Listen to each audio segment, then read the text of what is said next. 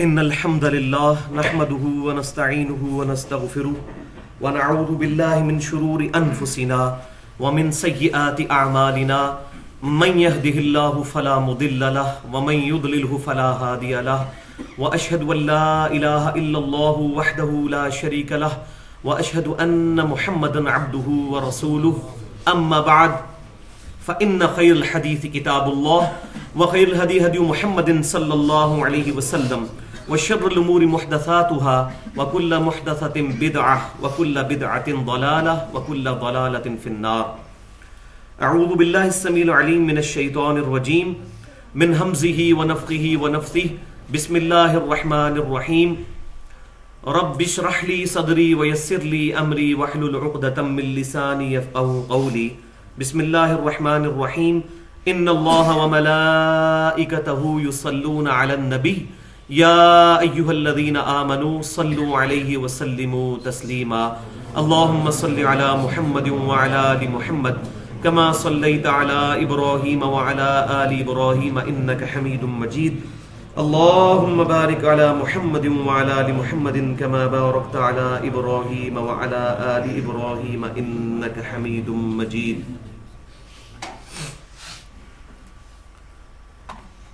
آج انشاءاللہ تعالی سورۃ النساء کی آیت نمبر 101 سے شروع کریں گے.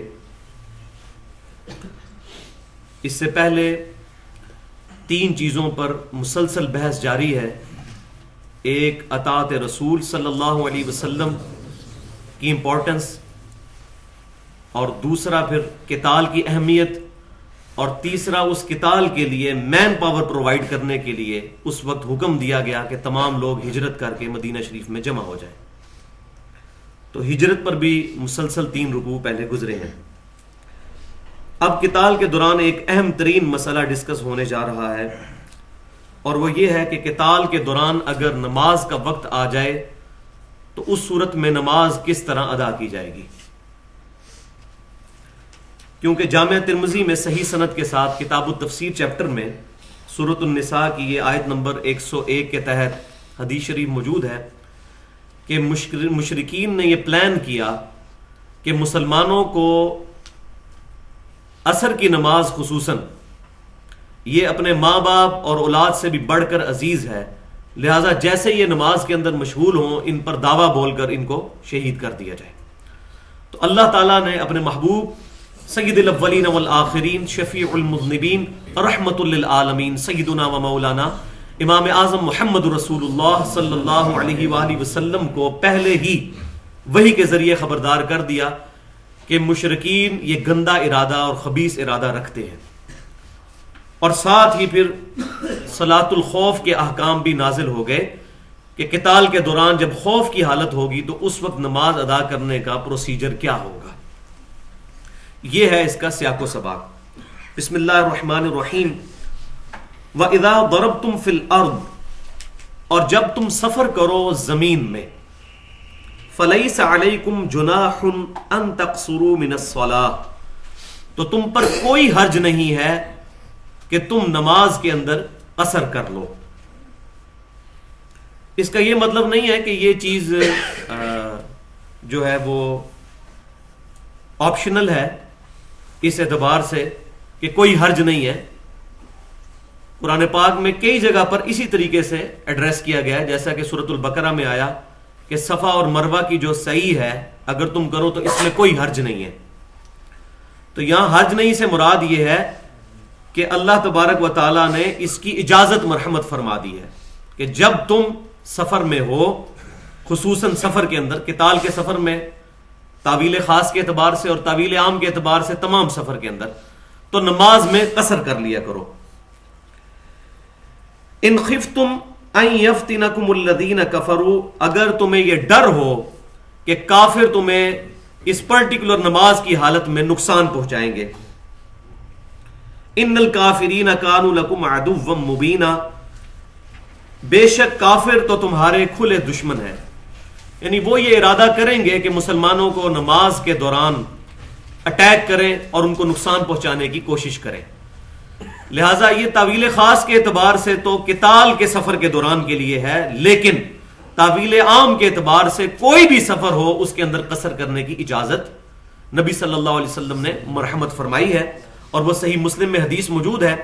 سیدنا عمر فاروق رضی اللہ تعالیٰ عنہ کہتے ہیں کہ میں نے نبی صلی اللہ علیہ وسلم سے اسی آیت کے بارے میں پوچھا تھا کہ کیا یہ آیت نماز میں قصر کرنے والی صرف قتال کے بارے میں ہے، یا قتال سے ہٹ کر بھی جب کبھی کوئی سفر اختیار کرے تو وہ قصر کر سکتا ہے؟ تو آپ صلی اللہ علیہ وسلم نے ارشاد فرمایا کہ یہ اللہ تعالیٰ کی طرف سے تمہارے لیے صدقہ ہے، تمہارے لیے تحفہ ہے، اس کو قبول کرو۔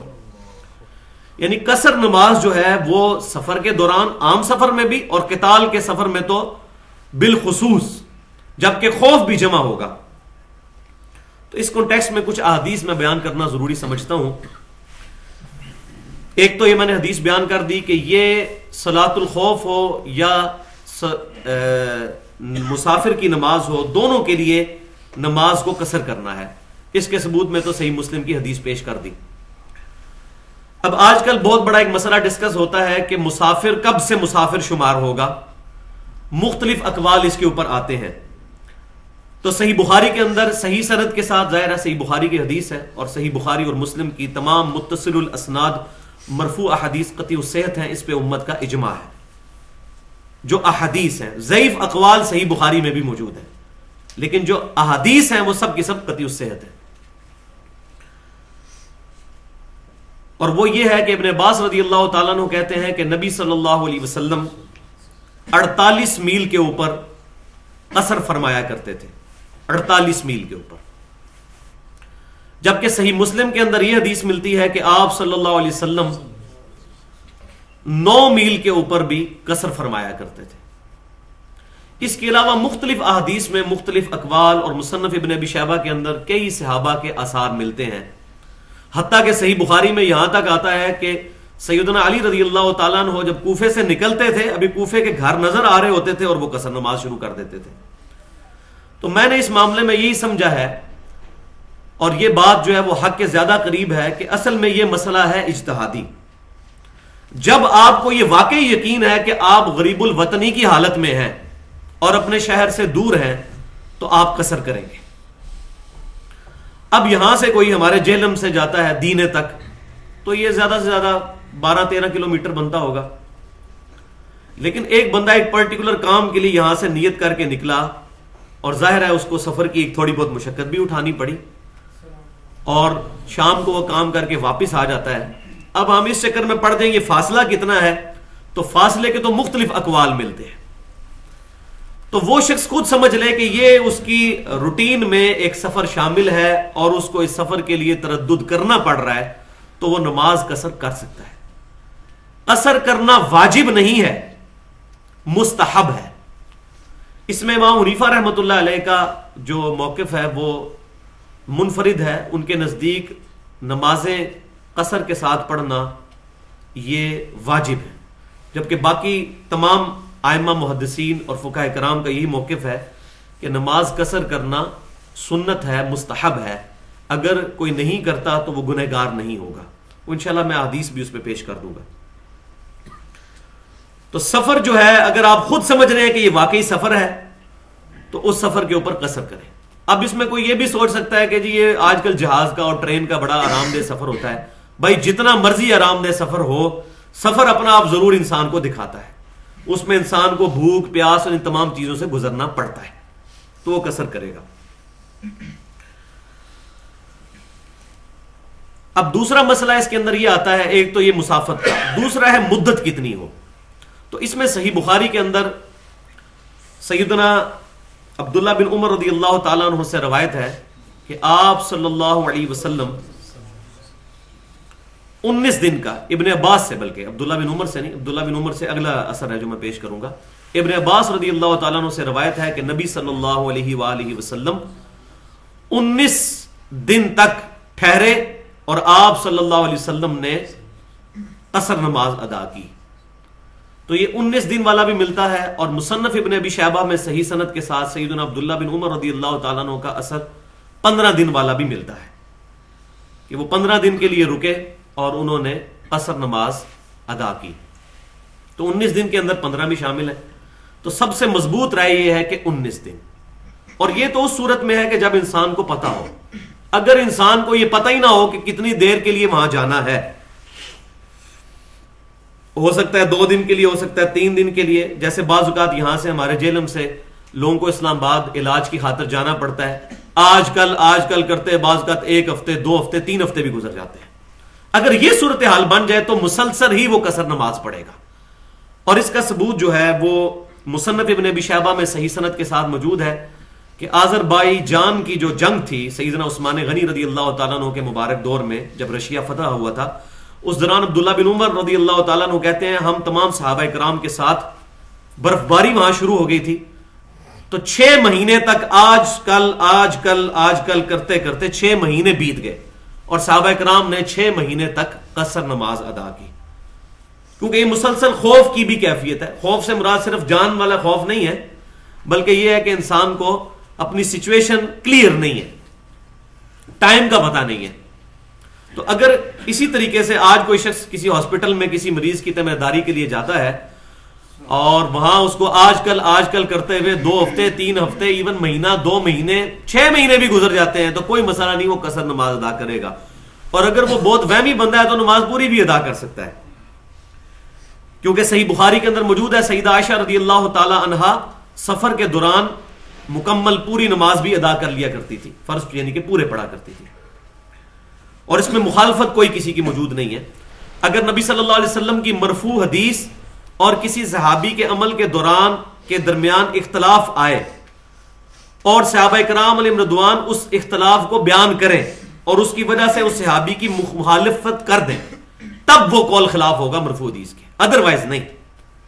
مثال کے طور پر نبی صلی اللہ علیہ وسلم کے بارے میں صحیح بخاری اور مسلم میں آتا ہے کہ آپ صلی اللہ علیہ وسلم نے 3 دن تک تراویح کی نماز جماعت سے پڑھی، جبکہ سیدنا ابو بکر صدیق رضی اللہ تعالیٰ عنہ نے اس معاملے کو اسی طریقے سے چھوڑ دیا.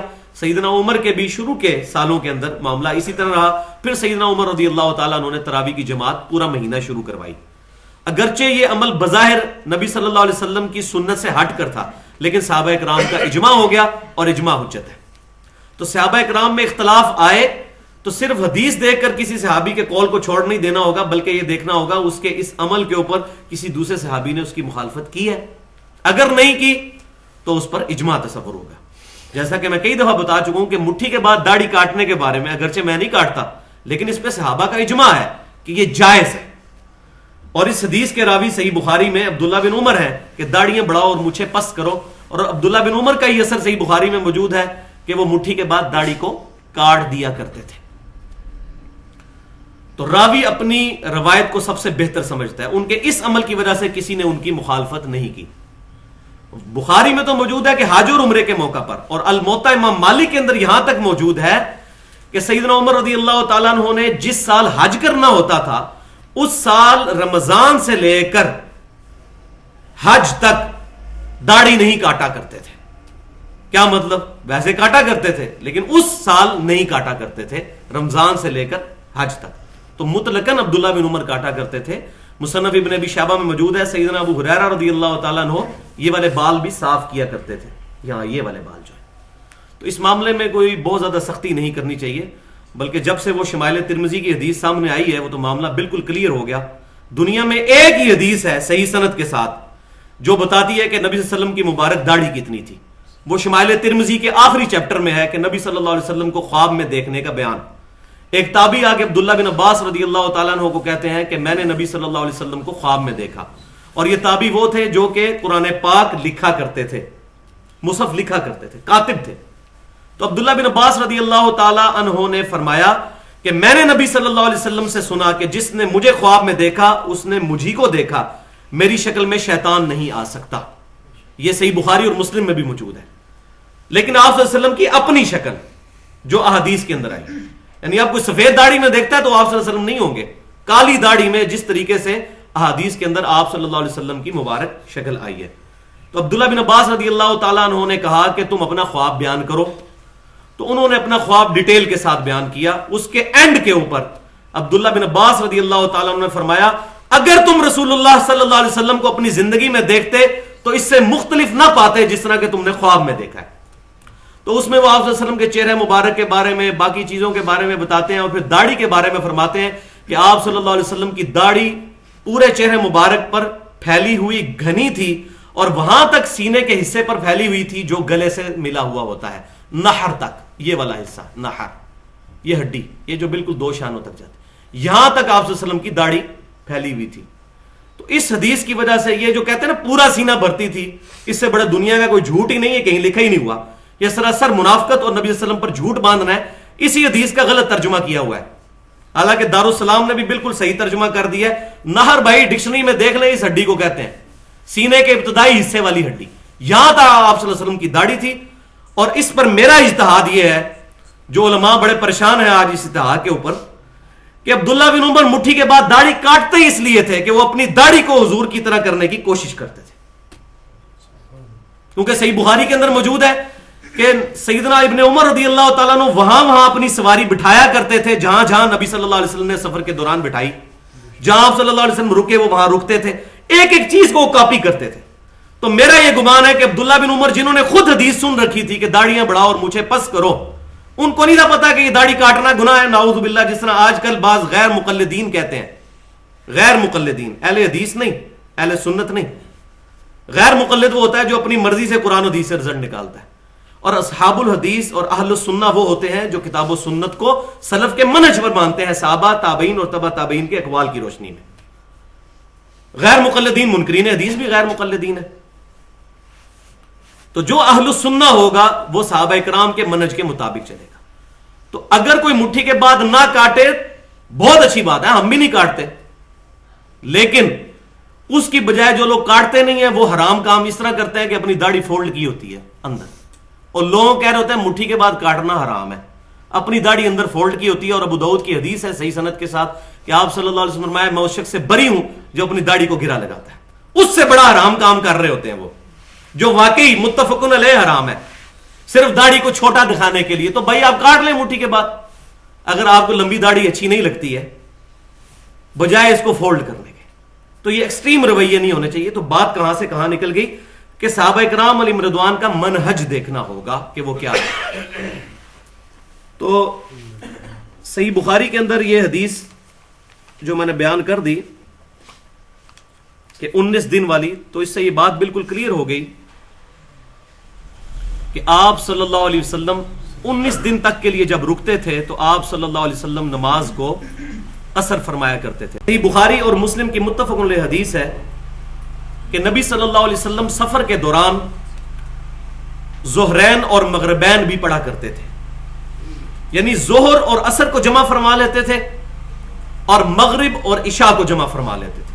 اور جامعہ ترمذی میں اس کی ڈیٹیل صحیح سند کے ساتھ موجود ہے کہ آپ صلی اللہ علیہ وسلم دونوں طریقوں سے جمع فرما لیا کرتے تھے، یعنی ظہر کے ساتھ عصر بھی اور کبھی عصر کے ساتھ ظہر بھی، اسی طریقے سے مغرب کے ساتھ عشاء بھی یا کبھی عشاء کے ساتھ مغرب. اور باقی تیسرا طریقہ جو ہے درمیان میں جمع کرنا، جمع سوری، یعنی ظہر کو آخری وقت میں پڑھنا اور عصر کو اول وقت میں اور مغرب کو آخری وقت میں اور عشاء کو اول وقت میں. اس پہ تو پوری امت کا اجماع ہے، اس پہ تو حنفی بھی مانتے ہیں کہ اگر جمع سوری کر لی جائے. اب ایک اور مسئلہ جو بڑا امپورٹنٹ ہے وہ جمع بین الصلاتین کے اعتبار سے ہے کہ عام حالت میں کیا نمازیں جمع کر کے پڑھی جا سکتی ہیں. تو اس میں بھی صحیح مسلم کے اندر اوپر تلے 3 احادیث کنٹینیوس موجود ہیں کہ سیدنا ابن عباس رضی اللہ تعالیٰ عنہ کہتے ہیں کہ نبی صلی اللہ علیہ وآلہ وسلم نے بغیر خوف کے، بغیر بارش کے ہمیں مدینہ شریف میں نمازیں جمع کر کے پڑھائیں، ظہر اور عصر اور مغرب اور عشاء. تو تابعی نے پوچھا کہ یہ کس لیے کیا تھا آپ صلی اللہ علیہ وسلم نے؟ تو ابن عباس رضی اللہ تعالیٰ عنہ نے فرمایا تاکہ امت پر کوئی مشقت نہ رہے اس معاملے میں، یعنی یہ آپشن بھی ایک موجود ہے. لہٰذا ہمارے جو اہل تشیع بھائی نمازوں کو جمع کرتے ہیں تو یہ کوئی اتنی ناپسندیدہ بات بھی نہیں ہے. کبھی کبھار نمازوں کو جمع کرنے کے اوپر تو اہل سنت کا بھی اجماع ہے. البتہ اس کو روٹین بنا لینا تو مزے کی بات ہے کہ یہ اہل تشیع کی کتابوں میں بھی یہ بات لکھی ہوئی ہے کہ جمع بین الصلاتین کرنا عام حالت کے اندر روزانہ اور ہمیشہ کرنا یہ پسندیدہ عمل نہیں ہے، صرف جواز کی حد تک ہے. پاکستان نظریاتی کونسل جو ہے، اسلامی نظریاتی کونسل پاکستان میں، انہوں نے ایک کتاب لکھوائی ہے پاکستان کے دینی مسالک، ثاقب اکبر صاحب سے. انہوں نے تمام مکاتب فکر کے علماء کے ساتھ انٹرویوز کرنے کے بعد بریلوی، دیوبندی، اہل حدیث، شیعہ، اسماعیلی، ان سب لوگوں سے انٹرویوز کرنے کے بعد ان کے علماء سے ریٹن فارم میں ان کے عقیدے لینے کے بعد ایک کتاب لکھی ہے پاکستان کے دینی مسالک. تو اس میں جو شیعہ والا چیپٹر ہے اس میں شیعہ علماء نے یہ بات لکھ دی ہے کہ نمازوں کو جمع کرنا ہمارے نزدیک مستحب نہیں ہے، اگر کوئی کر لے تو یہ جواز کی حد تک ہے، اس کی روٹین کوئی مستحب کام نہیں، لہذا یہ بھی کوئی اتنا بڑا مسئلہ نہیں ہے. شیعہ کو بھی یہ چاہیے کہ اس کو روٹین نہ بنائیں، اور اہل سنت کو بھی یہ چاہیے کہ جو لوگ جمع کر رہے ہیں ان کے بارے میں نرم گوشہ رکھیں. اس میں بڑی ٹالرنس موجود ہے، زور اثر مغرب اور عشاء. بہرحال سفر کے دوران تو ہمیشہ ہی سنت ہے. اور الموطا امام مالک میں صحیح سند کے ساتھ موجود ہے کہ ابن عمر رضی اللہ تعالی عنہما بارش کے دوران بھی نمازوں کو جمع فرما لیا کرتے تھے. یعنی سخت بارش ہو اور ظاہر ہے کہ اب مغرب پڑھ کے لوگ گھر جائیں گے، پھر واپس آنے میں تردد ہوگا، تو نمازوں کو جمع فرما لیا کرتے تھے. لہٰذا بارش کے اندر بھی نمازوں کو جمع کرنے کا جواز صحابہ کرام علیہم رضوان سے ملتا ہے. تو یہ معاملہ ہمارا الحمدللہ قصر کے اعتبار سے کلیئر ہوا. بس اس میں آخری بات سن لیجئے کہ فرض تو سارے پڑھنے ہیں، فجر کے 2 فرض قصر یا صلاۃ الخوف میں، ظہر کے 2 فرض، عصر کے 2 فرض، مغرب کے 3 فرض اور عشاء کے 2 فرض. عشاء کے وتر بھی پڑھنے ہیں ساتھ اور فجر کی 2 سنتیں بھی.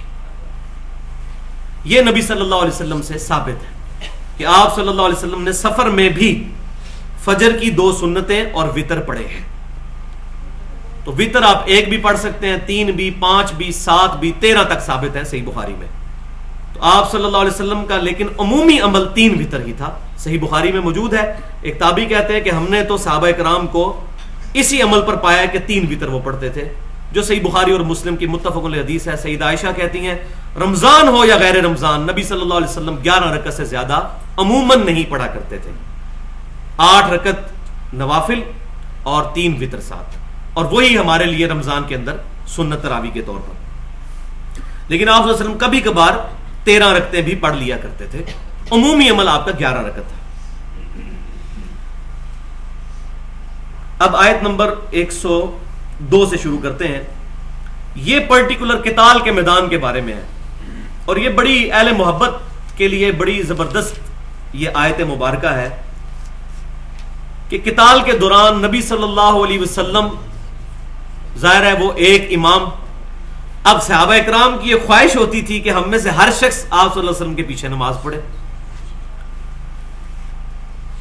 حالانکہ یہ بھی کیا جا سکتا تھا کہ مسلمانوں کے 2 گروہ بنا لیے جاتے، پہلے ایک نماز ادا کر لیتے، پھر دوسرے، ان کے لیے ایک امام ہو جاتا، ان کے لیے ایک دوسرا امام ہو جاتا. لیکن صحابہ اکرام علیہم رضوان کی یہ خواہش ہوتی تھی کہ ہم نماز آپ صلی اللہ علیہ وسلم کے پیچھے پڑھیں گے. تو اللہ تبارک و تعالیٰ نے صحابہ کرام علیہم رضوان کی اس فضیلت کو انڈورس کرتے ہوئے ان کے لیے صلاۃ الخوف کا طریقہ ارشاد فرمایا. اور وہ طریقہ کیا ہے؟ وَإِذَا كُنْتَ فِيهِمْ، اور جب کبھی اے محبوب صلی اللہ علیہ وسلم آپ ان میں تشریف فرما ہوں. یہ پرٹیکولر آپ صلی اللہ علیہ وسلم کے بارے میں ہے. آپ جب ان میں موجود ہوں قتال کے دوران، فَأَقَمْتَ لَهُمُ الصَّلَاةَ فَلْتَقُمْ طَائِفَةٌ مِّنْهُمْ مَعَكَ، تو جب آپ نماز کے لیے کھڑے ہوں تو ایک گروہ آپ کے ساتھ ہو لے. فَلْيَأْخُذُوا أَسْلِحَتَهُمْ، اور وہ اپنے اسلحے کو بھی اپنے ساتھ رکھے، یعنی نماز کے دوران بھی اپنا اسلحہ اپنے ساتھ رکھے، سوائے یہ کہ کوئی بیمار ہو یا کوئی اور معاملہ ہو، وہ آگے آ جائے گا. فَإِذَا سَجَدُوا، پس جب وہ سجدہ کر چکیں یعنی ایک رکعت پڑھ چکیں، فَلْيَكُونُوا مِنْ وَرَائِكُمْ، تو وہ پڑھ کر ہو جائیں تمہارے پیچھے. وَلْتَأْتِ طَائِفَةٌ أُخْرَى لَمْ يُصَلُّوا، اور پھر دوسرا گروہ آ جائے جس نے نماز نہیں پڑھی. اس کو آپ سمجھ لیں یہ کیا ہے، صحیح بخاری اور مسلم کے اندر تفصیل کے ساتھ موجود ہے. ہوتا یہ تھا کہ آپ صلی اللہ علیہ وسلم جب ان میں موجود ہیں قتال کے دوران اور نماز کا وقت آ گیا تو صحابہ کرام 2 حصوں میں بٹ جاتے تھے. آپ صلی اللہ علیہ وسلم نے ظاہر ہے صلاۃ الخوف قصر ہی پڑھانی ہوتی تھی 2 فرض، تو آپ صلی اللہ علیہ وسلم نماز کی نیت کرتے تھے. ایک گروہ آپ صلی اللہ علیہ وسلم کے پیچھے نماز کی نیت کرتا تھا. جب ایک رکعت مکمل ہو جاتی تو آپ صلی اللہ علیہ وسلم دوسری رکعت میں کھڑے ہو جاتے اور دوسری رکعت میں کھڑے رہتے, یہاں تک کہ جو پیچھے والے تھے وہ اپنی دوسری رکعت پڑھنے کے بعد سلام پھیر لیتے. پھر وہ ان لوگوں کی جگہ پر چلے جاتے جو اس دوران پہرا دے رہے ہوتے تھے, اور وہ لوگ آ کر پھر نبی صلی اللہ علیہ وسلم کے پیچھے آ کے کھڑے ہو جاتے. آپ صلی اللہ علیہ وسلم کی دوسری رکعت ہوتی, کیونکہ آپ اتنی دیر کھڑے رہتے, اور ان کی پہلی رکعت ہوتی. پھر آپ صلی اللہ علیہ وسلم ان کو بھی ایک رکعت پڑھاتے, اور پھر آپ صلی اللہ علیہ وسلم اتحیات بیٹھ جاتے تشہد میں. لیکن اب جو پیچھے آگے کھڑے ہوئے ہیں ان کی تو ایک رکعت ہوئی ہے, تو آپ صلی اللہ علیہ وسلم تشہد میں بیٹھے رہتے یہاں تک کہ وہ پیچھے والے اپنی دوسری رکعت بھی خود سے مکمل کر لیتے, اور پھر آپ صلی اللہ علیہ وسلم ان کے ساتھ ہی سلام پھیرا کرتے تھے. یہ طریقہ ہوتا تھا. یہ محبت کے نظارے ہیں جناب, کہ نبی صلی اللہ علیہ وسلم کے پیچھے نماز پڑھنے کی فضیلت کو حاصل کرنا. وَإِذَا كُنْتَ فِيهِمْ, اور اے محبوب جب تم ان میں تشریف فرما ہو, یہ اس وقت کے لیے پرٹیکولر. تو جس نے گروہ نے نماز نہیں پڑھی, فَلْيُصَلُّوا مَعَكَ فَلْيَأْخُذُوا حِذْرَهُمْ وَأَسْلِحَتَهُمْ, پس اب وہ بھی نماز پڑھیں آپ صلی اللہ علیہ وسلم کے ساتھ, لیکن اپنے ساتھ بچاؤ کا سامان اور ہتھیار بھی رکھیں. وَدَّ الَّذِينَ كَفَرُوا لَوْ تَغْفُلُونَ عَنْ أَسْلِحَتِكُمْ وَأَمْتِعَتِكُمْ فَيَمِيلُونَ عَلَيْكُمْ مَيْلَةً وَاحِدَةً. یہ ہے وہ بات کہ کافر تو یہ چاہتے ہیں کہ اگر تم غافل ہو جاؤ اپنے اسلحے اور اپنے ساز و سامان سے تو وہ یک بار ہی تم پر ٹوٹ پڑے. اس لیے مسلمانوں کو حکم دیا گیا کہ قتال کے دوران دو گروہ, ایک پیرے پر ہو اور دوسرا ایک رکعت پڑھے, پھر وہ اپنی ساتھ ہی پوری کرنے کے بعد چلا جائے, اور پھر جو پہرے والا ہے وہ آ کر نبی صلی اللہ علیہ وسلم کے پیچھے نماز مکمل کرے. وَلَا جُنَاحَ عَلَيْكُمْ إِنْ كَانَ بِكُمْ أَذًى مِّن مَطَرٍ أَوْ كُنْتُمْ مَرْضَىٰ, اور تم پر کوئی حرج نہیں ہے کہ تمہیں تکلیف بارش کی وجہ سے ہو یا تم بیمار ہو. ان تضعوا اسلحتکم, تو تم اپنے ہتھیار اٹھا کر سائڈ پہ رکھ سکتے ہو, بارش کے دوران بھی اور تکلیف کے دوران بھی. ظاہر ہے کہ اس وقت انسان کو مشقت اٹھانی پڑتی ہے کہ اگر وہ نماز کے دوران ہتھیار بھی اپنے ساتھ رکھے ہوئے ہو. لیکن بات یاد رکھو, وَخُذُوا حِذْرَكُمْ, لیکن تم دشمن کی نقل و حرکت کے معاملے میں ہوشیار رہو. ان اللہ اعد للکافرین عذابا مہینا, بے شک اللہ تبارک و تعالی نے کافروں کے لیے رسوا کر دینے والا عذاب تیار کر رکھا ہے. فَإِذَا قَضَيْتُمُ الصَّلَاةَ فَاذْكُرُوا اللَّهَ قِيَامًا وَقُعُودًا وَعَلَى جُنُوبِكُمْ, جب تم نماز ادا کر چکو تو پھر اللہ کا ذکر کرو, کھڑے ہوئے بھی, بیٹھے ہوئے بھی, اور اپنے پہلوؤں پر. یعنی نماز جو ہے یہ پروٹوکول والا ذکر ہے, اس کے لیے طہارت کا بھی اہتمام ہے, وضو کا بھی اہتمام ہے, استقبال قبلہ کا بھی اہتمام ہے. لیکن عام جو اذکار ہیں, صبح و شام کے اذکار, سنت دعائیں, اٹھتے بیٹھتے اللہ کو یاد کرنا, وہ تو صحیح مسلم میں یہاں تک موجود ہے. اما عائشہ رضی اللہ تعالیٰ عنہا سے کسی نے پوچھا, جنابت کا چیپٹر صحیح مسلم پڑھ لیجئے, کہ کیا نبی صلی اللہ علیہ وسلم حالت جنابت میں بھی اللہ کا ذکر کرتے تھے؟ تو اما عائشہ نے فرمایا رضی اللہ تعالیٰ عنہا کہ نبی صلی اللہ علیہ وسلم ہر حال میں اپنے رب کو یاد کیا کرتے تھے. تو یہ جو اٹھنے بیٹھنے کے اذکار ہیں, صبح و شام کے اذکار ہیں, نماز کے بعد کے اذکار ہیں, ٹوائلٹ میں جانے کی دعا ہے, اسی طریقے سے بازار میں آنے کی دعا, مختلف دعائیں جتنی ہیں, ان کے لیے کوئی وضو پروٹوکول نہیں ہے. تو اللہ تعالیٰ فرما رہا ہے جب اس خوف کی حالت سے نکلو تو پھر تم ہر حال میں اللہ تبارک و تعالیٰ کو پوری کنسنٹریشن کے ساتھ یاد کرو. تو اس میں آپ کو بتا دوں کہ ہماری جو ویب سائٹ ہے ahlsunnatpak.com, اس پر ہم نے سنت اذکار والے پورشن کے اندر گرین کارڈ ایک رکھا ہوا ہے جو فرض نماز کے بعد تقریباً 18 اذکار ہیں, اور ایک بلو کارڈ ہے جو کہ صبح و شام کے اذکار ہیں 28 کے قریب تقریباً. وہ آپ صلی اللہ علیہ وسلم کے سنت اذکار ترجمے کے ساتھ سنت دعائیں موجود ہیں, وہ ڈاؤن لوڈ کریں, ان کو یاد بھی کریں. ہم نے ویسے بھی پرنٹنگ بھی اس کی ہوئی ہے, وہ ضرور لے کر ان کو اہتمام کرنے کی کوشش کریں.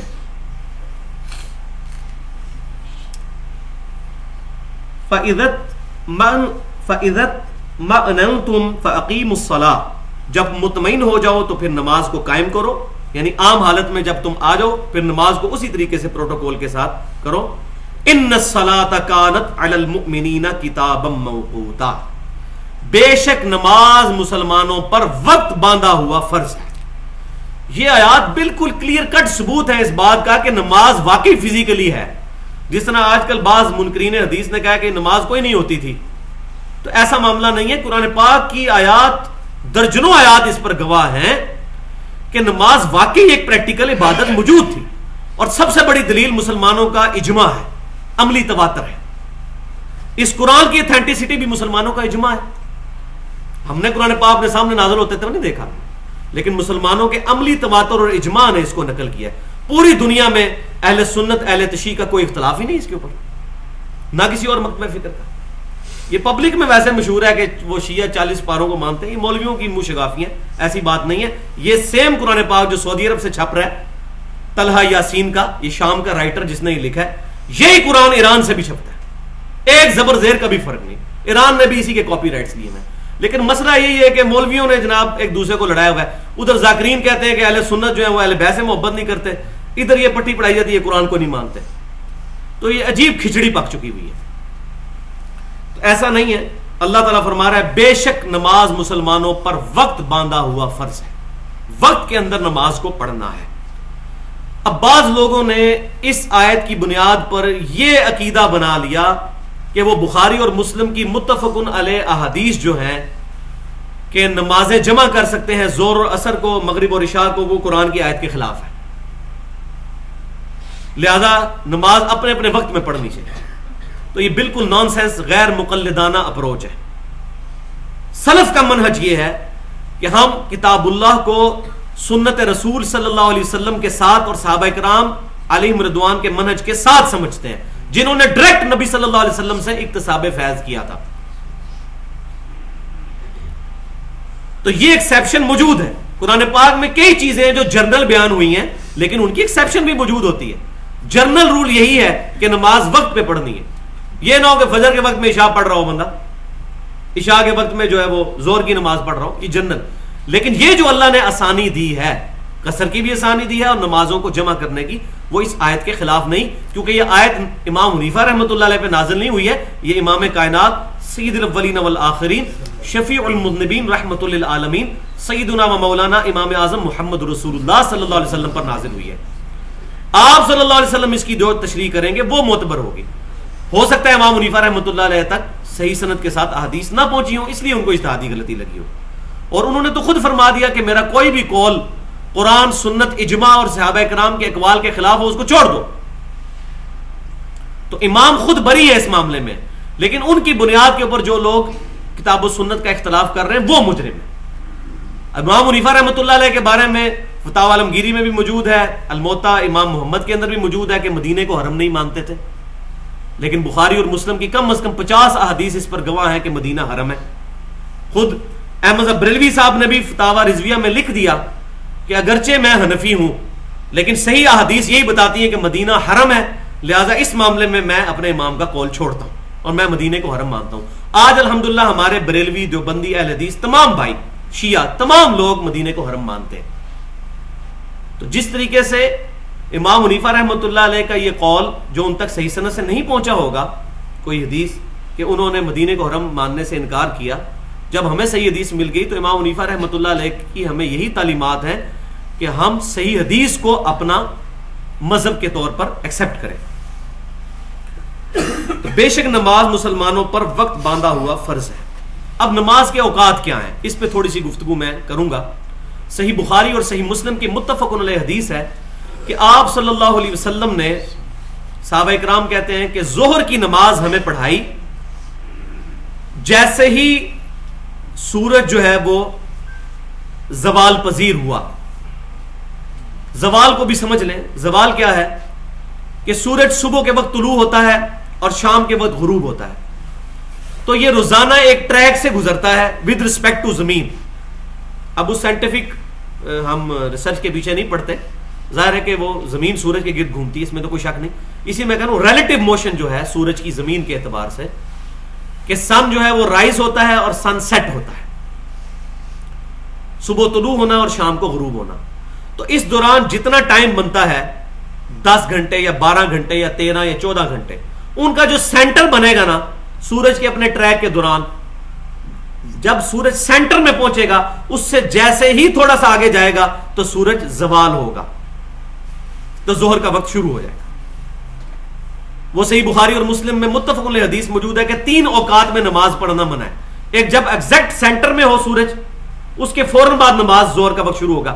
جب ایگزیکٹ سینٹر میں ہوگی، یا سورج طلوع ہو رہا ہوگا یا سورج ایگزیکٹ غروب ہو رہا ہوگا، ان 3 اوقات کے اندر نماز پڑھنا منع ہے، کیونکہ یہ شیطان کے اوقات ہیں۔ ان اوقات کے اندر سورج کی پوجا کرنے والے لوگ سورج کو سجدہ کیا کرتے تھے، ہمیں منع کر دیا گیا۔ صرف ایک ایکسیپشن دی گئی کہ اگر کسی کی اثر اس دن رہ گئی ہو تو وہ پڑھ سکتا ہے۔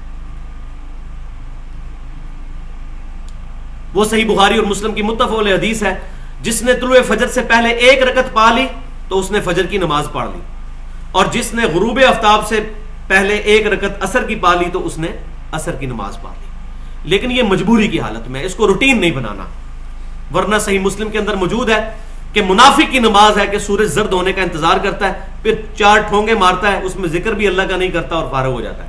یہ منافق کی نماز ہے، نماز عصر کو ڈیلے کرنا۔ اور نماز عصر صلاۃ الوسطیٰ ہے، سب سے زیادہ تاکید کی گئی۔ بخاری اور مسلم کی متفق علیہ حدیث ہے کہ کسی کی نماز عصر کا چھوٹ جانا اسی طرح ہے جس طرح اس کا مال اور اولاد اور اس کے سارے گھر والے سب کچھ لوٹ لیا جائے۔ یہ اتنی امپورٹنٹ نماز ہے صلاۃ العصر۔ تو ظہر کا وقت زوال کے فوراً بعد شروع، جیسے ہی سورج سینٹر سے تھوڑا سا آگے جائے گا۔ پھر عصر کا وقت اس وقت شروع ہوگا جب کسی بھی ورٹیکل چیز کا، کھڑی ہوئی چیز کا، یا انسان ہو یا بال پوائنٹ زمین میں سیدھا ورٹیکل گارڈ لیا جائے، اس کا سایہ اپنے سائے کے برابر پلس سایہ اصلی۔ یہ سایہ اصلی بیچ میں جمع کرنا بہت ضروری ہے، اس پر اجماع ہے۔ ضعیف حدیث بھی ملتی ہیں لیکن اس پر اجماع ہے، ورنہ ہر علاقے کے اندر مصیبت بن جائے گی نماز کے اوقات کے اندر۔ سایہ اصلی کیا ہوتا ہے؟ سایہ اصلی یہ ہوتا ہے کہ سورج اپنے ٹریک کے دوران جب فجر کے بعد طلوع آفتاب ہوتا ہے اور غروب تک اپنے ٹریک کے دوران جب سینٹر میں پہنچتا ہے تو اس وقت جو ایک ورٹیکل چیز جو کھڑی ہوئی ہے اس کا جو سایہ ہوتا ہے، کم سے کم سایہ، وہ گرمیوں کے اندر تقریباً 0 ہی ہو جاتا ہے، سردیوں کے اندر تھوڑا سا ہوتا ہے، انسان کے سائے کے تقریباً آدھے تک پہنچ ہی جاتا ہے، وہ اس کو کہتے ہیں سایہ اصلی۔ وہ روزانہ مختلف ہوتا ہے، اس کو کہتے ہیں سایہ اصلی۔ لہذا یہ جو عصر کے بارے میں بخاری اور مسلم میں آیا کہ جب انسان کا 1 مثل سایہ ہو جائے تو وہ عصر کی نماز کا وقت شروع ہو جائے گا، تو 1 مثل پلس وہ سایہ اصلی شامل ہے، سایہ اصلی کے بعد 1 مثل۔ لہذا ہمارا یہ جہلم کا جو نقشہ لگا ہوا ہے نماز کے اوقات والا، یہ غلط ہے، عصر کی نماز والا۔ آج یہاں 25 فروری 2012 کو عصر کا وقت میں نے دیکھا لکھا ہوا ہے 3:11، تو وہ انہوں نے 1 مثل کے اوپر بنا دیا ہوا ہے، اعلیٰ سایہ اصلی جمع کرنا ہے۔ آج عصر کا وقت شروع ہوا ہے دراصل 3:30 میں۔ تو یہ نماز کے جو اوقات والے بھی لگے ہوئے ہیں، یہ بھی کم از کم کوئی اسلام آباد میں نقشہ ٹھیک ہے، ادھر میں نے چیک کر لیا ہے 3:30 پہ آج عصر داخل ہو رہی ہے، اور جیلم اور اسلام آباد کا 3 منٹ کا فرق ہے، 3 منٹ مائنس کر دیں تو 3:30 آ جائے گا۔ ادھر نقشہ ٹھیک بنا ہوا ہے، سافٹ ویئر بھی بنے ہوئے ہیں، آپ خود چیک کر کے دیکھ لیجئے۔ تو سایہ اصلی پلس 1 مثل، تو یہ عصر کا وقت۔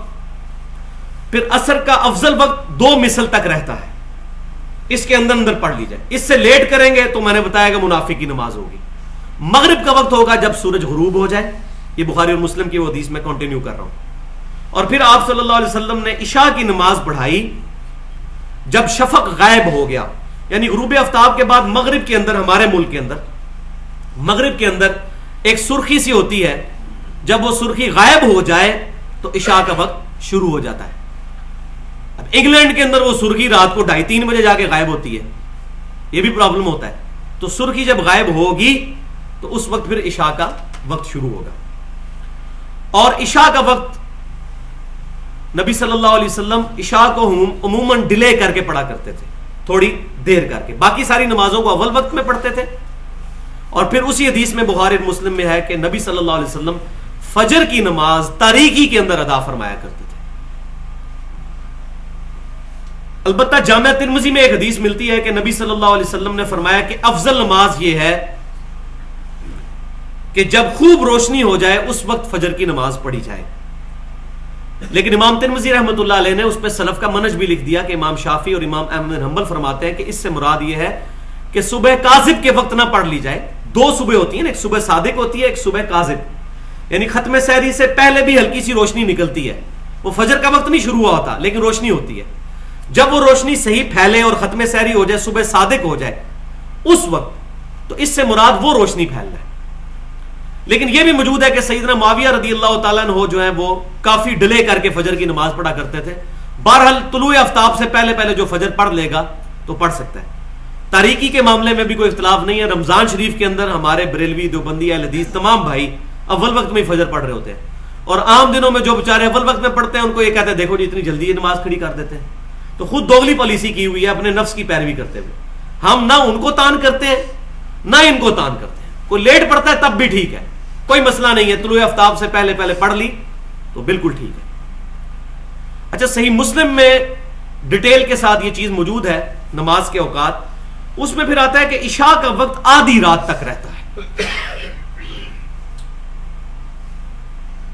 اور عصر کا وقت سورج زرد ہونے تک رہتا ہے. یہ دو باتیں ہیں. اس حدیث سے بعض لوگوں نے یہ دھوکہ کھایا کہ عشاء کا وقت آدھی رات کے بعد ختم ہو جاتا ہے.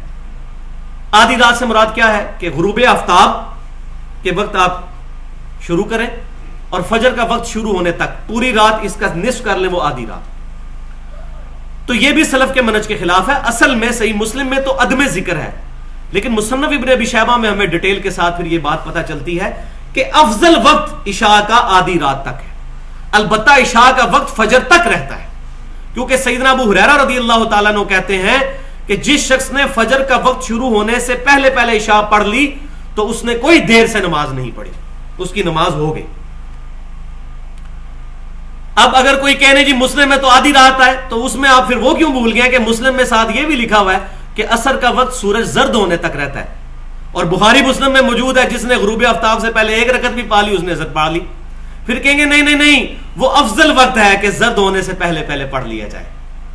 باقی اگر کوئی بندہ پڑھ لیتا ہے زرد ہوتے وقت بھی نماز ہو جائے گی. تو ادھر بھی بھائی ہم یہی کہہ رہے ہیں کہ افضل وقت ہے آدھی رات سے پہلے، ورنہ پوری رات عشاء کا وقت رہتا ہے. یہ مسئلہ لوگوں کو، بہت کم لوگوں کو یہ بات پتہ ہے. حنفی تو اس پہ عامل ہیں، وہ by chance he by default چل رہے ہیں اس پہ، لیکن جو سلفی ہیں ان کو اس معاملے میں کافی حد تک دھوکہ لگا ہوا ہے. اس لیے میں نے یہ بات کھول کر بیان کر دی ہے کہ یہ معاملہ اس طرح نہیں جس طرح وہ بیچارے سمجھ رہے ہیں.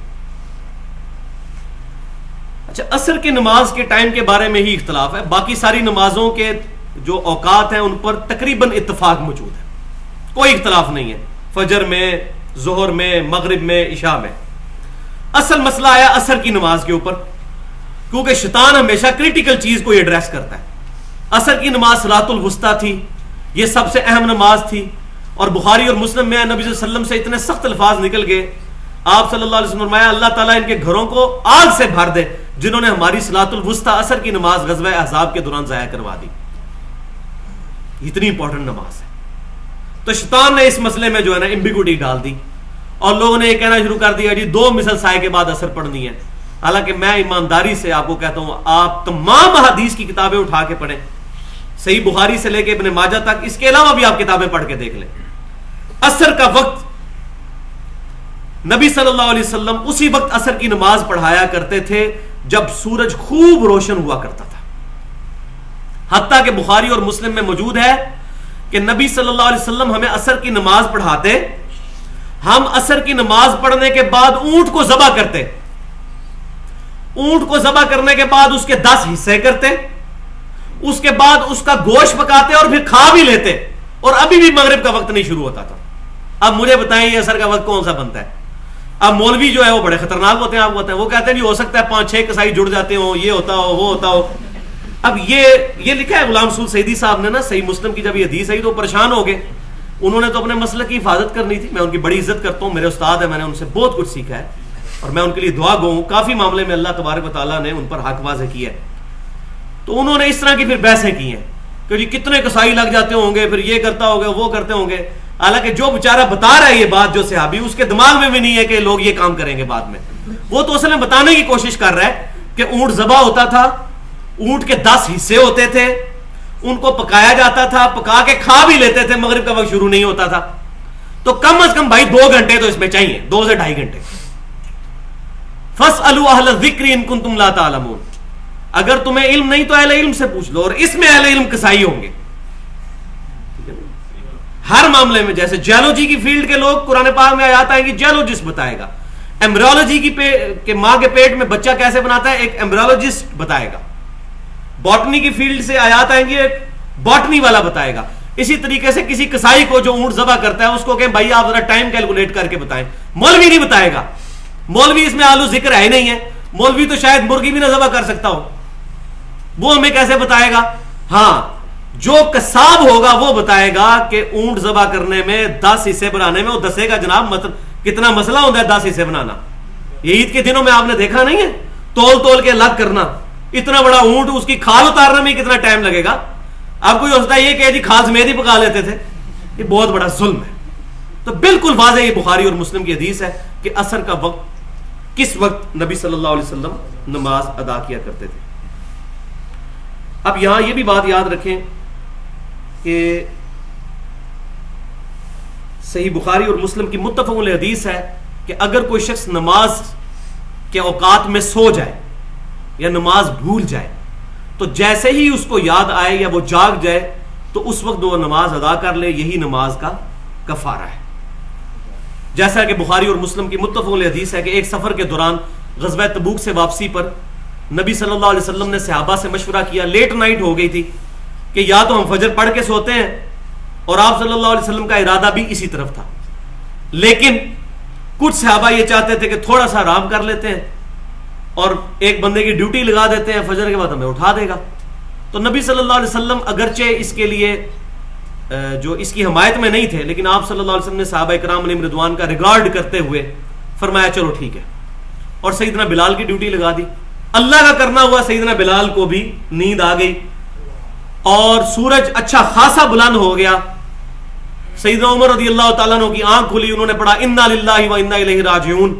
نبی صلی اللہ علیہ وسلم بھی اٹھے, پھر آپ صلی اللہ علیہ وسلم کو پتا چلا کہ ظاہر ہے کہ نماز فجر کا وقت جو فوت ہو گیا, تو آپ صلی اللہ علیہ وسلم نے فرمایا یہی وقت ہے نماز ادا کرنے کا.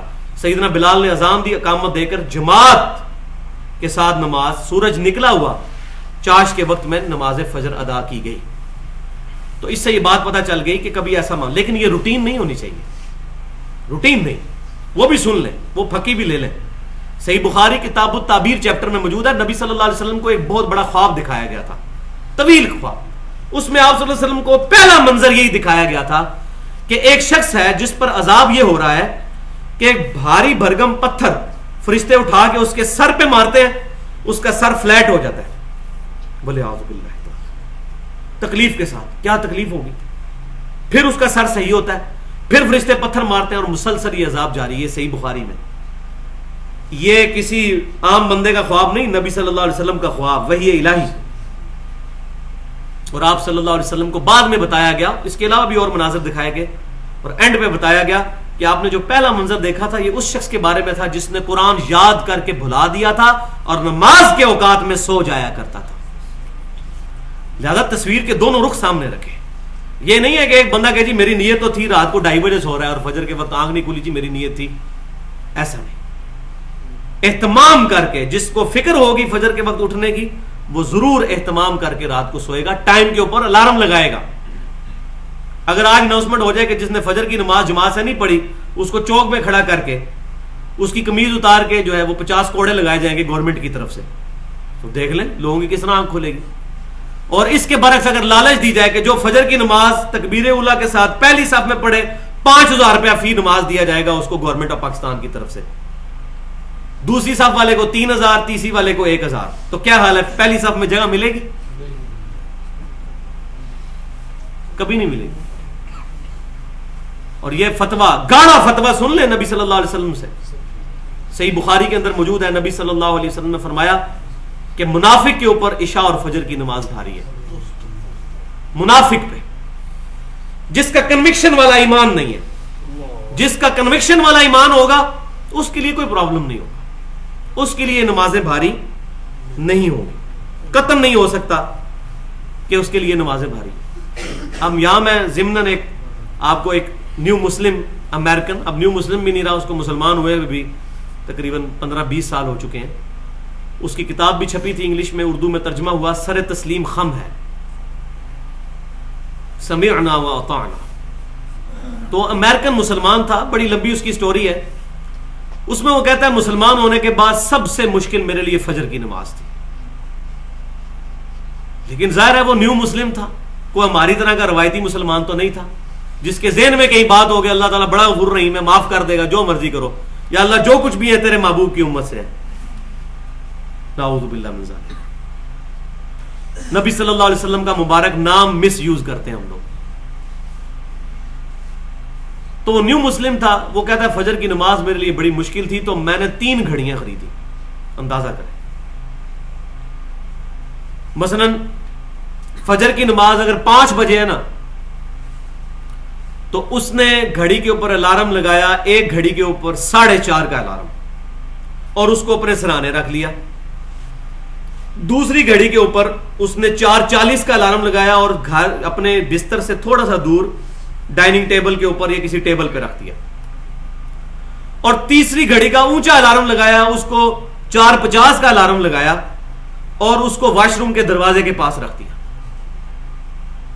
کہتا ہے جب رات کو نیند کے وقت پہلا الارم بولتا تھا، پہلے کو تو میں ویسے ہی نیند میں بند کیا کرتا تھا جس طرح لوگ کر دیتے ہیں آج نماز کے لیے. افرائیت من اتخذ الہہ ہوا، بھلا تم نے اس شخص کو دیکھا جس نے اپنی خواہش نفس کو اپنا خدا بنا لیا. والعیاذ باللہ. شرک خالی قبروں کے آگے معبود سمجھ کے سجدہ کرنا اور نظر و نیاز کرنا نہیں ہے، یہ بھی شرک اصغر کی ایک فارم ہے کہ انسان اپنے بسترے کو فوقیت دے دے فجر کی نماز کے اوپر، اپنی نیند کو پرائرٹی دے فجر کی نماز کے اوپر. تو کہتا ہے پہلا الارم میں بند کر دیتا، پھر کیا ہوتا 10 منٹ بعد دوسرا الارم. اس کے لیے وہ کہتا ہے مجھے بسترے سے اٹھ کے ذرا دور جانا پڑتا، تھوڑے قدم چلتا، تھوڑی سی نیند جو ہے وہ کھل جاتی، وہ الارم بھی بند. پھر آگے لیٹ جاتا، پھر ہلکی سی آنکھ آتی، تیسرا الارم جب بولتا 4:50 والا، اور وہ تھا واش روم کے دروازے کے آگے. کہتا وہاں تک پہنچتا، پھر میں اپنے دل کو کہتا واش روم کے دروازے پہ آ گئے، چلو اندر واش بیسن پہ جا کے وضو کرو، فجر کی نماز پڑھ لو. اس طریقے سے اس نے کنٹینیوس اپنے آپ کو نماز کا عادی کیا. لیکن ادھر مسئلہ ہے کہ مسلمانوں کو ان کے بال سفید ہو جاتے ہیں، ابھی ان کو بتانا پڑتا ہے کہ جناب داڑھی رکھنا سنت ہے، ان کو بھی سمجھانا پڑتا ہے. عورتوں کو بتانا پڑتا ہے کہ چہرے کا نقاب کرنا امہات المومنین رضی اللہ عنہن کی سنت ہے. یہ ہم مسلمانوں کو سمجھاتے سمجھاتے تھک جاتے ہیں، اور ایک غیر مسلم مسلمان ہوتا ہے تو وہ دیکھ لیں. یوسف ایسٹس پروٹیسٹنٹ عیسائی تھا، وہ کہتا ہے میں اتنا امیر تھا کہ میرے ایک چیک پہ میں بوئنگ 747 خرید سکتا تھا. اتنا امیر پادری امریکہ کے اندر، مسلمان ہوا 80s کے اندر. وہ کہتا ہے کہ مجھے ایک عیسائی عورت کا فون آیا، وہ کہنے لگی جی میں قرآن پاک پڑھنے کے بعد اس رزلٹ پہ پہنچی ہوں کہ اسلام ہی سب سے ٹرو ریلیجن ہے، تو میں اسلام قبول کرنا چاہتی ہوں، لیکن میں حجاب نہیں کر سکوں گی، یہ ذرا مشکل کام ہے. تو یوسف ایسٹس کہتا ہے کہ میں نے اس کو کہا خیر ہے تم مسلمان تو ہو جاؤ نا، حجاب بعد میں دیکھی جائے گی. اس نے پتا کیا جواب دیا آگے سے؟ اس نے کہا وہ مسلمان ہوگی عورت جو حجاب نہیں کرتی ہوگی، جبکہ میں نے خود قرآن و سنت میں یہ بات پڑھی ہے کہ مسلمان عورت کو حجاب کا کتنی سختی سے حکم ہے. یعنی میں مسلمان رہ جاؤں گی پڑھنے کے بعد بھی اور حجاب پہ میں عمل نہ کروں. یعنی اس نے یہ چیز اپنے اوپر فکس کر لی کہ ہو مسلمان اور اللہ اور اس کے محبوب صلی اللہ علیہ وسلم کا نافرمان ہو، یہ ہو ہی نہیں سکتا. لیکن مسلمان کو نہیں یہ بات سمجھ آئے گی. تو کہنے لگی کہ یہ کیسے ہو سکتا ہے کہ میں کلمہ بھی پڑھوں لا الہ الا اللہ اور محمد رسول اللہ صلی اللہ علیہ وسلم کو اپنا امام بھی مانوں اور مرضی اپنی خواہش نفس کی کروں، یہ ہو ہی نہیں سکتا. تو کہنے لگی نہیں اس طرح تو میں ایمان نہیں لے کر آؤں گی. پھر وہ کہتا ہے کہ جی 5-6 مہینے گزرے تو اس نے مجھے فون کیا کہ اب میں نے اپنے آپ کو اس حالت میں مضبوط کر لیا کہ میں ایمان کے لیے تیار ہوں، مجھے کلمہ پڑھا کر مسلمان کرو. پھر وہ مسلمان ہو گئے. لیکن یہاں میں ایک شرعی مسئلہ بتا دوں، یوسف ایسٹس نے جو اس کو مشورہ دیا تھا وہ بالکل ٹھیک تھا کتاب و سنت کے مطابق، کیونکہ اس دوران اگر اس کی موت آ جاتی تو وہ دوزخ میں چلی جاتی. اس کو کوئی دلیل نہ بنائے، کلمہ پڑھا کر مسلمان ضرور کر لینا چاہیے تاکہ اللہ کی بارگاہ میں جنت پکی ہو جائے. جس طرح کہ مسند امام احمد میں صحیح سند کے ساتھ حدیث موجود ہے، نبی صلی اللہ علیہ وسلم ایک یہودی لڑکے کی موت کے وقت اس کے سراہنے گئے. باپ اس کا یہودی تھا، اب باپ کے ڈر کی وجہ سے وہ کلمہ نہیں پڑھتا تھا، تو نبی صلی اللہ علیہ وسلم نے آخری وقت اس کو کوشش کی، اور آپ صلی اللہ علیہ وسلم نے اس کو کہا کہ تم میری رسالت کی گواہی دے دو، میں اللہ کے حضور تمہارے لیے دعا کروں گا. وہ اپنے باپ کی طرف دیکھنے لگا، پھر اللہ تعالیٰ نے اس کو ہمت دی، اس نے کلمہ پڑھا اور وہ دنیا سے رخصت ہو گیا. تو نبی صلی اللہ علیہ وسلم کا چہرہ مبارک کھل اٹھا کہ میرا ایک امتی دوزخ سے بچ کر جنت میں جانے والا بن گیا. تو آخری وقت تک کوشش کرنی چاہیے. کوئی پتہ نہیں انسان کے اوپر کوئی لمحہ ایسا آ جائے کہ اس کو بات سمجھ آ جائے. تو بات کہاں سے کہاں نکل گئی، نماز کے اوقات سے اور پھر فجر کی نماز سے. آخر میں آپ کو آج کے درس کے حوالے سے یہ آخری بات بتا دوں کہ پیچھے 2-3 منٹ رہ گئے کہ آج 25 فروری 2012 ہے. تو آج ہمارے جہلم شہر کے اندر فجر کا وقت 5:18 پر شروع ہوا. یعنی 5:18 سے پہلے آپ عشاء کی نماز پڑھ سکتے ہیں، لیکن بہتر یہ ہے کہ آدھی رات سے پہلے پڑھیں. ختم سحری ہوتے ہی 5:18 پہ فجر کا وقت شروع، پھر طلوع آفتاب ہوا 6:38 پر، 6:38 پر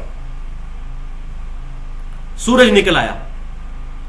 اس کے بعد تھوڑی دیر کے لیے نماز پڑھنا منع ہے. اس میں بھی بڑا اختلاف ہے، بعض لوگ کہتے ہیں 15 منٹ، بعض کہتے ہیں 17 منٹ، بعض کہتے ہیں 9 منٹ، بعض کہتے ہیں 20 منٹ. حالانکہ حدیث میں کہیں یہ بات موجود نہیں سوائے اس کے کہ ایگزیکٹ اس وقت میں نماز پڑھنا حرام ہے جب سورج باہر نکل رہا ہو. مثلا یہ سورج نکل رہا ہے تو سورج ہلکا سا اپنا منہ باہر نکالے گا، جب یہ پوری ٹکیا اس کی باہر آ جائے گی نا تو وہ پورا باہر نکل آیا تو نماز پڑھ سکتے. تو یہ زیادہ سے زیادہ 8-9 منٹ ہی بنتے ہیں.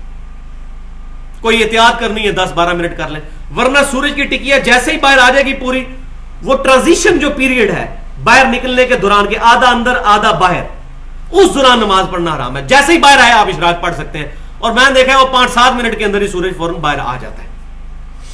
تو نماز آپ فجر کی اس وقت پڑھ سکتے ہیں اگر کسی کی رہ گئی ہو، اور سنت بھی ساتھ پڑھیں گے.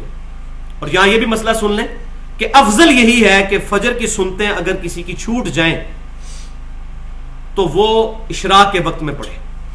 فجر کے فرضوں کے فوراً بعد پڑھنا بھی جائز ہے.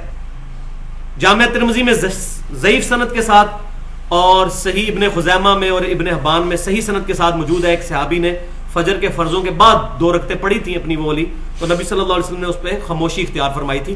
جواز موجود ہے، لیکن جامعہ ترمذی میں صحیح سند کے ساتھ موجود ہے. عبداللہ بن عمر رضی اللہ تعالیٰ عنہ فرماتے ہیں کہ جس کی فجر کی سنتیں چھوٹ جائیں وہ اشراق کے وقت میں پڑھے. اور اس میں یہ شرط بھی نہیں ہے کہ بیٹھا رہے اتنی دیر.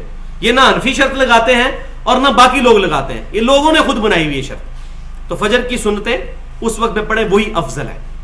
اشراق کے وقت کے اندر آ کے فجر کی 2 سنتیں ادا کر لیجیے. تو وہ وقت 4 سے 5 منٹ. پھر طلوع فجر ہوا 6:38 پہ. 6:38 میں آپ 10 منٹ جمع کر لیں، 6:48 کے بعد آپ اشراق پڑھ سکتے ہیں. اور نبی صلی اللہ علیہ وسلم سورج کے اچھا خاصا بلند ہونے تک، صحیح مسلم میں حدیث ہے، مسجد میں بیٹھے رہتے تھے، اشراق پڑھ کے جایا کرتے تھے.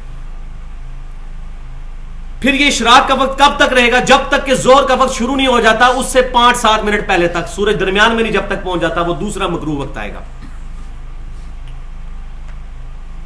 جب سورج ایگزیکٹ درمیان میں ہو، یعنی ظہر کا وقت داخل ہوتے وقت، یعنی 12:19 پہ آج ظہر کا وقت داخل ہوا ہے، تو 12:19 میں سے 10 منٹ نکال لیں، یعنی 12:09 سے پہلے اشراق یا چاشت یا اوابین یا دوحا، یہ تمام ایک ہی نماز کے نام، کوئی اور فرق نہیں ہے.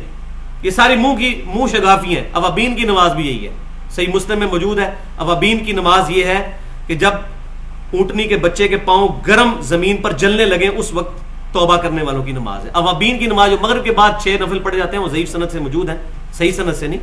وہ اوابین نہیں، اوابین یہی اشراق، چاشت، دوحا، اوابین، یہ ساری نمازیں دن کی نمازیں یہی ہے. 2 سے لے کر 12 رکعت تک. 4 رکعت عموماً صحابہ کرام سے ثابت ہے. تو ظہر کا وقت شروع ہوا 12:19 پہ. تو 12:19 سے 10 منٹ پہلے تک آپ کوئی نماز اس 10 منٹ میں نہیں پڑھ سکتے. 12:19 کے فوراً بعد ظہر پڑھ سکتے ہیں کسی بھی وقت. پھر ظہر کا وقت رہے گا عصر تک. 3:30 پہ آج عصر شروع ہو رہی ہے ہمارے جہلم کے اندر. تو تمام نمازیں ایک دوسرے کے اندر داخل ہوتی ہیں سوائے فجر کے.